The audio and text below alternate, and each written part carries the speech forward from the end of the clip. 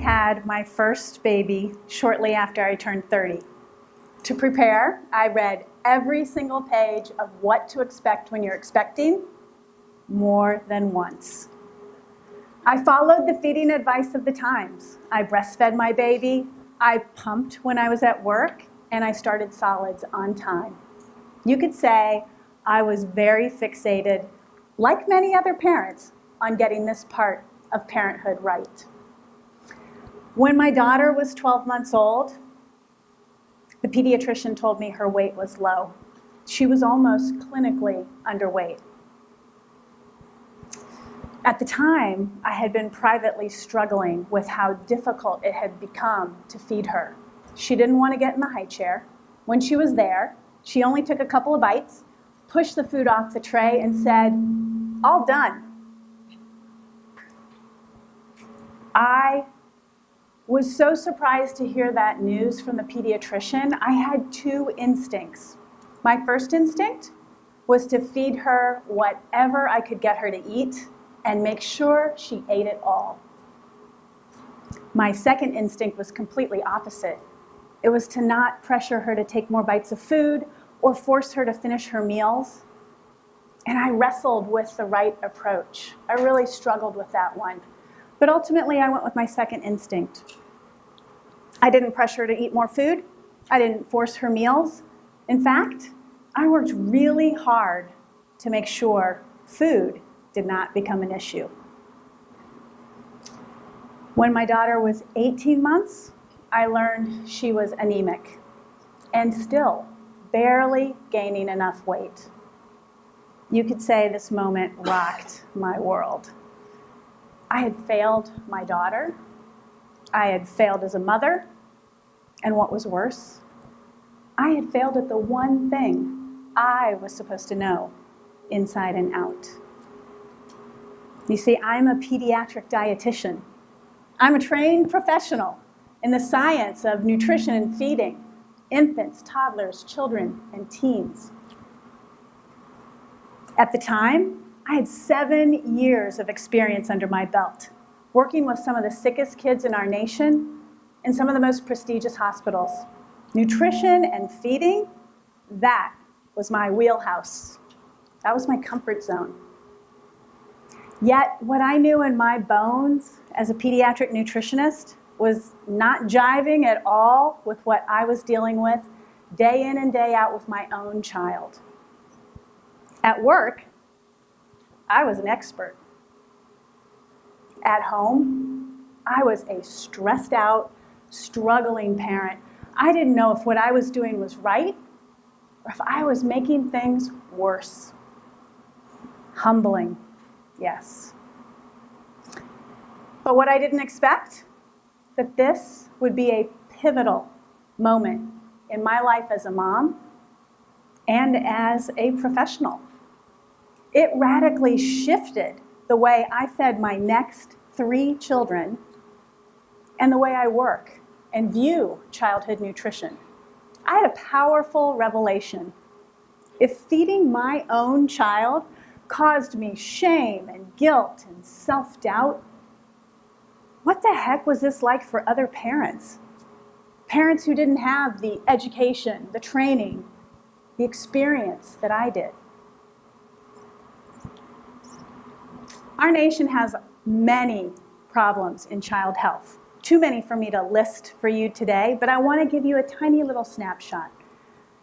1 in 3 children are classified as either overweight or obese. 8% of our babies are overweight.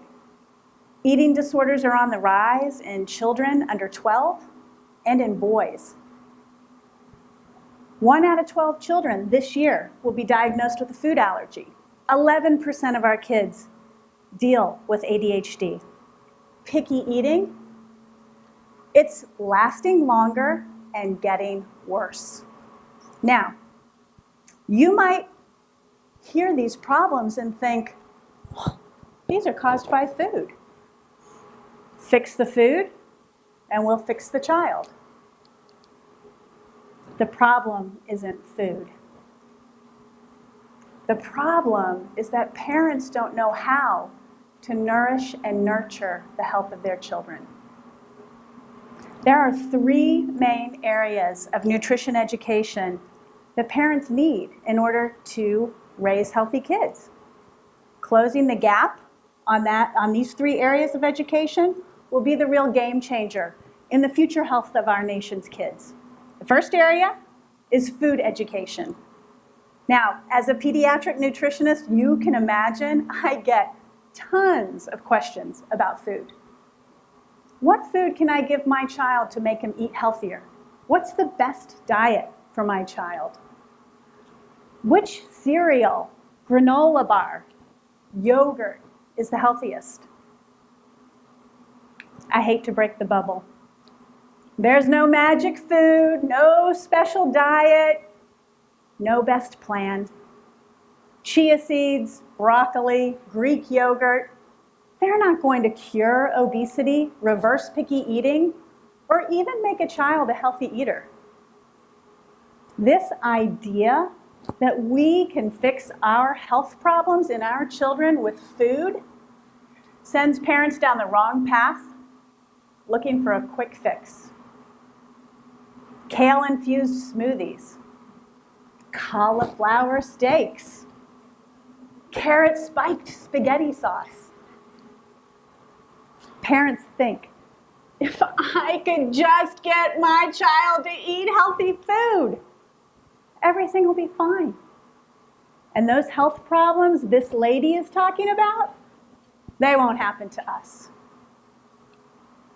Nearly every parent I meet needs food education. They need to understand food balance, portion sizes, the nutrients their children need to grow well. Yeah, food education, it's part of the recipe for healthier kids. But it ain't the whole enchilada. The second area is feeding education.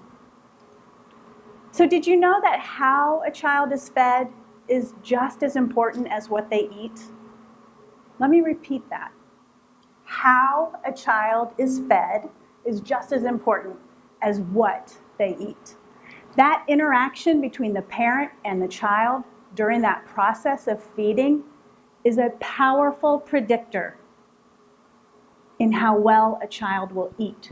From the foods they choose, to how well they regulate their eating, and their developing relationship with food. Feeding is powerful. Let me explain a little more. Will was a picky eater, and he was very underweight. His parents tried everything to get him to eat. They begged him. They bribed him. They even punished him. Nothing worked. Will just kept getting worse. You see, pressuring a child to eat is largely ineffective. In some kids, like Will, it causes their appetite to shut down, something we call early satiety. And it leads to less eating, more pickiness, and even a dislike for the foods that parents are trying to get their kids to eat. Other children, they might comply. They might eat more food, even though their body says, I'm full. See, some kids are compliant. They'll do whatever their parents ask them to do, even eat more food when they're not hungry. The point is, and I could go on and on about stories about parents who tightly control their children's food when they're a little bit heavy, or parents who use desserts and treats to get their kids to eat vegetables. The point is, parents use common strategies to try to get their children to eat better or eat healthier. And though they are well-intentioned and they come from a really good place, they're not very helpful. In fact, they backfire. Because when parents don't understand feeding, they can actually cause more harm to their child, disturbing the relationship their child's developing with food, encouraging poor eating habits, and even causing future problems with their health down the road. Feeding's powerful. But there's one more area, and that's child development education and understanding a child's temperament. So child development is that predictable, progressive path a child takes during childhood. It tells us what age and stage they're typically going to go through. And temperament is hardwired. It's the way a child responds to their environment. So for example, when my daughter was a toddler, she started to separate from me because she wanted to be more independent. This was completely normal for a toddler. She was also a little bit high-strung, very stubborn, something that was hardwired in her DNA. I'm pretty sure it came from her dad. When we understand the cognitive, social, and emotional development of a child, it is golden. It is like having that magic 8-ball that you can look into and actually predict what's going to happen in the future. But even more importantly, this trifecta of food, feeding, childhood development, this is the blueprint that parents need to know in order to raise a healthy child. We have made a dangerous and costly mistake in our country. We have overlooked the foundation of any success plan, and that's education. We value education in almost every other realm. We are patient and persistent in teaching our children how to read a book. We invest time and money in teaching our teenagers how to drive a car. We look for educational opportunities so our kids are ready to take that next step into college or into the workforce. We have plans and policies and guidelines for almost anything you can imagine, except for the job of nourishing a child. When I was pregnant with my first child, my husband and I took a Lamaze class. We spent 6 or 7 weeks in a 2-hour class learning how to breathe, relax, and for me, how to push that baby out into the world. We spent 14 hours learning how to birth a baby. We invest in the training and education of parents who are trying to learn how to deliver a baby, an event that on average takes 14 hours. Yet we give no education, training, support, guidance for the job of nourishing a child, a job that will last 18 years. If we want healthier kids in our nation, we need a better prescription for raising them.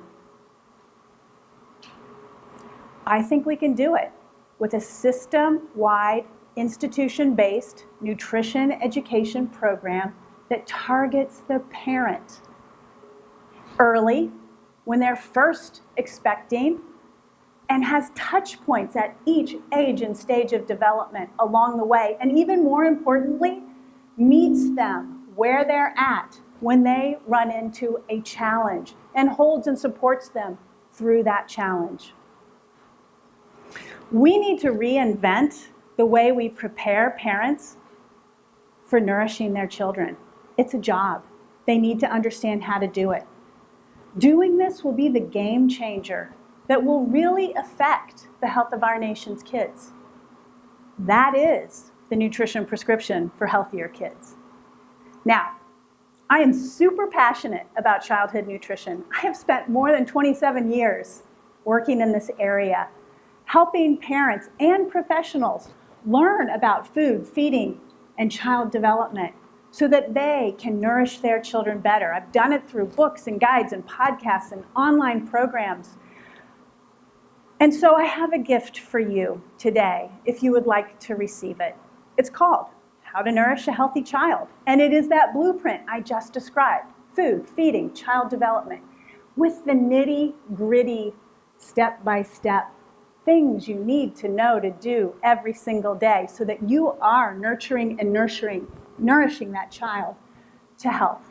If you'd like to have a copy of that, it's a digital copy.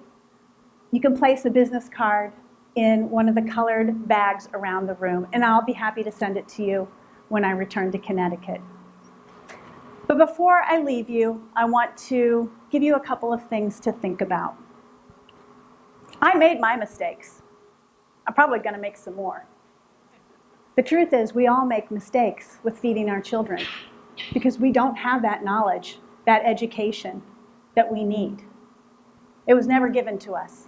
I want to give you permission to release yourself from the mistakes and grant yourself the ability to move forward. And I want to leave you with a couple of questions. Do you have the education and the knowledge that you need to truly nourish a child? And what would it be like for you, your family, your children, if you did have the education, the knowledge, you felt empowered and confident to nourish your child inside and out?